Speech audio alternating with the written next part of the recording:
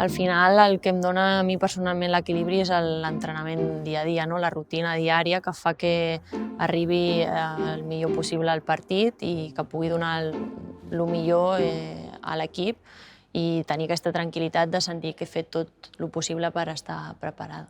Bueno, quan ja portem uns quants anys a l'elit, ja és com que aprens, no? a portar aquesta pressió fins al punt de que per mi ara és necessària, no? Sento com que necessito aquesta pressió per poder donar la meva millor versió per posar-la al servei de l'equip i ajudar que l'equip guanyi.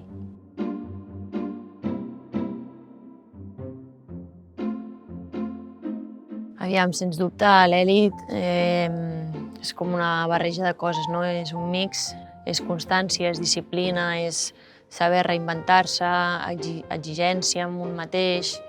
És una barreja de tot això, sobretot tenir clar quin és l'objectiu, traçar el camí i ser conscient que això és una cosa de treball diari, no? Durant molts anys, no és una cosa de posar-s'hi una setmana abans, un mes o et diria que inclús un any. És de fa molt temps, cada dia, doncs, anar treballant.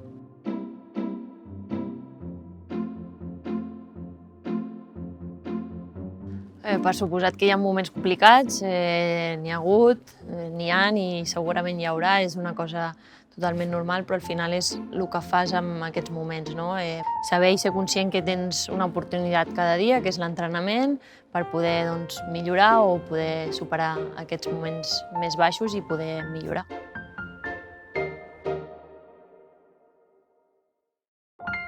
CaixaBank.